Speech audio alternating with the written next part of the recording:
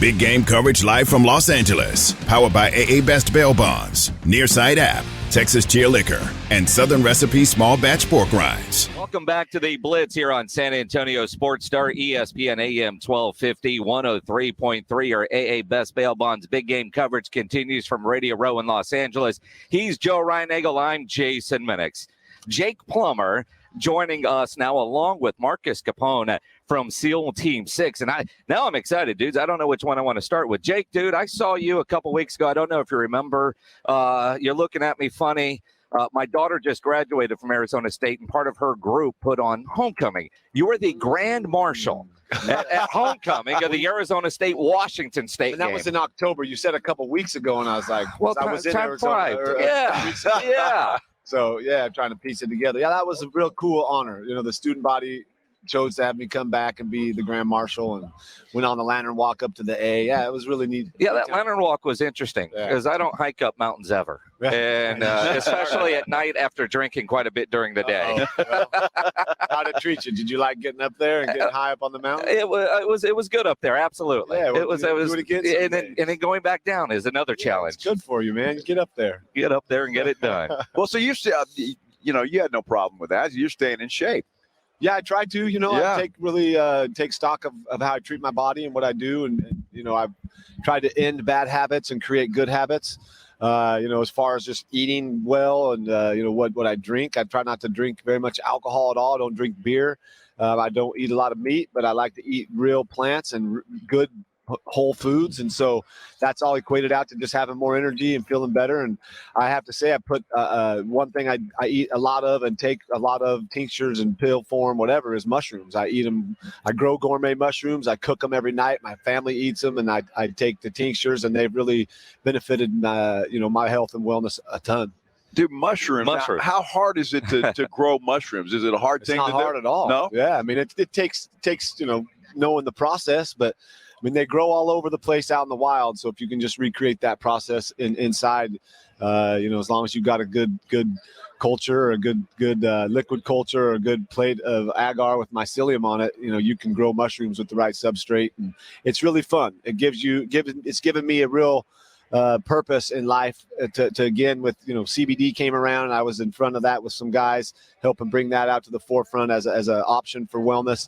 This is the same thing, but this is an entire kingdom, kingdom. One of the 5 kingdoms is the fungal kingdom. So we've barely scratched the surface on what this could provide for humans. And so it's been fun to be a part of that, to be on the front of that, and to see where it goes. No, a lot of people talk about CBD, right? Uh-huh. And I don't hear a lot of people talking about mushrooms. So are you on the forefront now of the mushroom farms? And are you living in Idaho still? I live in Colorado. In Colorado. Yeah, and a lot of things legal there. Yeah, mushrooms have been around a long time. And when you say mushrooms, most people think psilocybin and tripping out and having hallucinations and all that, which like the Pink Floyd posters come to life. Yeah, and there's a purpose for that. And there's a reason we've evolved to be right here on Radio Row with all this stuff is, I think, because people open their minds up way back in evolution in the process of becoming humans where we are now. We use plants. We were in touch with the indigenous medicine that Earth provides for us. And so I'm here for a couple reasons. One is Umbo, our company that's providing a great product, high-end mushroom powders, a bar and capsules. But on the other side is to help decriminalize nature. Like, why are plants illegal? And that just doesn't make sense. It's some powerful, rich white dude decided that we don't need anybody to be enlightened anymore. Let's put this thing down. But then you come along and you got guys like Marcus here that are doing some amazing work with Vet Solutions, taking suicidal, untreatable, depressed, anxiety-ridden, PTSD war veterans with no help, and they're being told, oh, no, you can't have cannabis because it's still illegal. He's helping them. He's taking them and helping change their lives. So, like, the real hero here is sitting to my right. I'm just a player that played ball, has a little bit of a platform, and when I get out here and want to start talking about health and wellness, some people listen, and that's all I really want to do is help present people a different way to approach, rather than go ask your doctor, hey, Dr. Jones, what do you know about reishi mushrooms? Nothing. Take this white pill. I'll see you in a month and you're sick. That's the wrong way to do this. So we're here to try to change that, get people to think. Jake Plummer joining us here on the Blitz. He is with Marcus Capone from SEAL Team 6. Now, as a Navy guy, There were two different times while I was on the on a ship that the SEAL team would come along for a ride for a little while. You guys are some weird dudes. We are. When I say that, I feel like I need to move over. But okay, anywhere in this room, I'm in a good place. Extraordinary is a better word. I'm in a good place now. Let's say again? No, we're good. You can stay right next to me. All right. You sure? Like you just sawed my arm off. I didn't even know it. You didn't even know it later. Exactly. You're rolling with Plummer, man. Tell us what. Yeah, so we were connected through mutual friends. What Jake's building, his CPG company, and then what we have built. I spent majority of my life playing football, like Jake, and as a quarterback all through college. I played at Southern Illinois University for my father-in-law, now my father-in-law, Sean Watson. I spent 13 years on active duty, multiple combat tours, and when I returned home, as you know, you see some of the physical scars, some of the wounded warriors that we see here, but there's a lot of mental scars too. And I think, the majority of individuals have a lot of mental scars and you can't see them. Post-traumatic stress, depression, anxiety, all the stuff Jake spoke about. A lot of it coming from, mild traumatic brain injury, explosions. So where Jake and I cross is really, high-performing special operations veterans and combat veterans who's really seen it all, and high-performing athletes. We have a bond here. We have a lot of guys in the NFL, when they get out, they get depressed. They have anxiety. They get, a lot of them do have head trauma that's causing a lot of this stuff. And you lose your purpose, right? So you have this high-performing NFL player, 35 years old, leaves football. What do I do with literally 2 to 3 times more of my life left? Yeah. Well, same thing in the military. Where I served, I was at the highest peak of my profession, and when we step off, we go through the same things. And so, the collaboration between NFL players and veterans is just a really strong bond there. When I left service, I really started to spiral mentally, and I had a lot of trouble. And I started visiting multiple brain clinics, and I was, as Jake alluded to, I was prescribed multiple pharmaceuticals. At one time, I was on 7 different pills, wow. And that's not even that's kind of like the average. I mean, yeah. It's really sad what some of these doctors are prescribing without really even knowing the individual. My wife was working in the background trying to find a solution because, we were right there. I was right on the edge. I was starting to think about potentially, taking my own life. It would, the world would be better without me there. That's how you think, when you get into these states. I thought the wife would be better. I thought my kids would be better. They don't have to worry about me. She wasn't having that. And she's the executive director of our nonprofit Vets. She organized me to go outside the U.S. to receive alternative treatment at a retreat that had been working for over 20 years. In alternative medicines, and what it was psychedelic assisted therapy. These medicines have been around for thousands of years. You're probably reading a lot about them now. There's a big resurgence. The resurgence is both recreational, but the real, I think, excitement for a lot of the kind of the medical industry is that, hey, this innovation is we are 30 years behind any technology in the future mental health care. Psychedelic medicine will be the future mental health care. And what we're finding out, they're better than anything right now that a doctor can prescribe you and go to the pharmacy. And so as of today, we have funded now over 450 veterans to go outside the U.S. to receive the same treatment I did.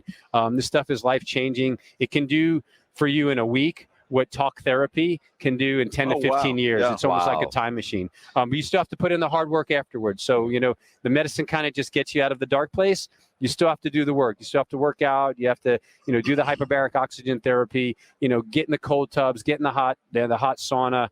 You got to do it all. When your brain's been tuned up, when you quote unquote were damaged, we got to take care of ourselves now, fortunately or unfortunately. And so that's what we're doing today. Jake, is a proponent of our mission. He supports our mission. A percentage of their proceeds will support research, legislative work, what they're doing, and everything else. So when you talk about the proceeds, Marcus, you're talking about what the Umbo bars. What Umbos are doing. Where do people find these? Getumbo.com. You can go on and check it out. Getumbo.com. We just launched. This is our kind of first pre-soft launch, getting some product out.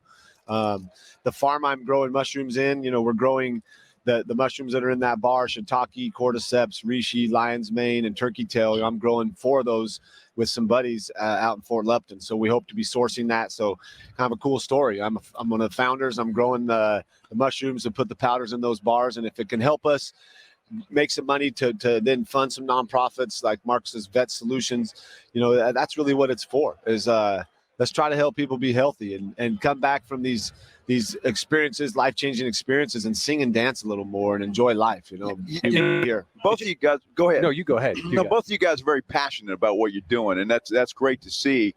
Do y'all ever talk football at all, being football players? Yeah, I mean, I don't think we talk. I think it's something we've put behind us. We're quarterbacks, so we don't really have to talk. There's just an inherent communication that I know, like what he went through. He knows what I went through. We know, kind of who we are. When you're a quarterback, you just know there's intangibles there. How much are you guys watching football? Is it?